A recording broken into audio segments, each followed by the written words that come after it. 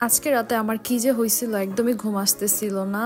অনেকক্ষণ ধরে ট্রাই করতেছিলাম আর ট্রাই করতে করতে অলমোস্ট সেহরির সময় হয়ে গেছে। তারপর আমার ঘুম আসতেছিল না, পরে কি করব বুঝতেছিলাম না। উঠে কোরআন পড়তে লাগলাম আর এরপরে খাবারের দিকে চলে গেলাম। এমন তো রোজার মধ্যে একদিনও হয় নাই, সো অনেক বেশি খারাপ লাগতেছিল তখন।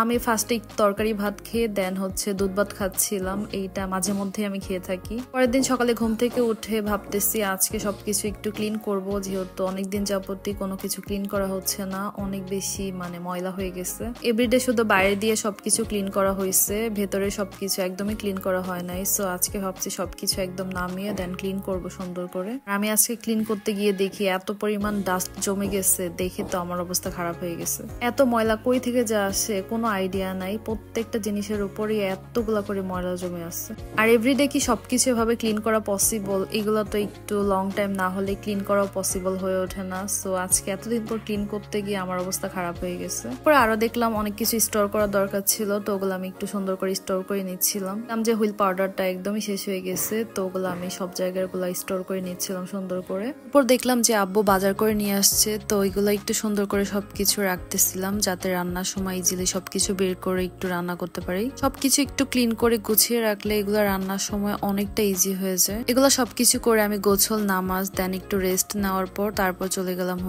ভাজা পোড়ার আইটেমের দিকে।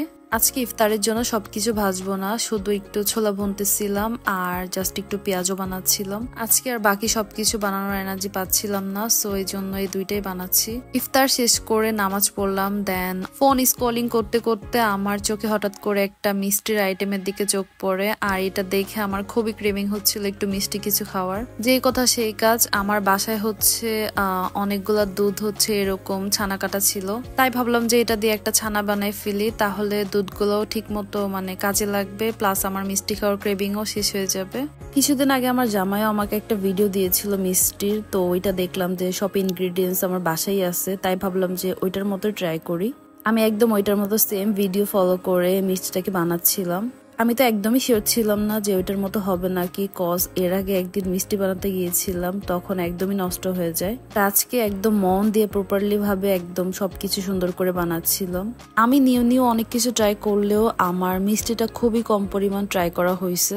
মিষ্টি বানানোটা কেন জানি আমার কাছে একটু ট্রিকি মনে হয়, সো এই জন্য আমি ওইভাবে সচরাচর এটাকে ট্রাইও করতাম না সবসময়। বাসায় দেখতাম যখন দুধগুলো একটু ছানা কাটা হয়ে গেছে, তখন আমি মিষ্টিটাকে ট্রাই করতাম বেশি সবচেয়ে। আর আজকের মিষ্টি এত সুন্দর পারফেক্টলি হচ্ছিল, আমি তো একদমই ট্রাস্ট করতে পারতেছিলাম না। আর তোমরাও জাস্ট দেখো মিষ্টিটা দেখতে কতটা লোভনীয় লাগতেছে। আমি যেহেতু শিওর ছিলাম যে এটা প্রপারলি হবে না, তাই ওইভাবে সম্পূর্ণ ভিডিওটা করতে পারি নাই, বাট অ্যাকচুয়ালি হয়ে গেছে মিষ্টিটা। যাক, আলহামদুলিল্লাহ। আর আজকে আমার ব্লগটা এই পর্যন্তই ছিল। আই হোপ আমার ভিডিও তোমাদের ভালো লেগেছে। Please don't forget to like, comment and share. Bye by.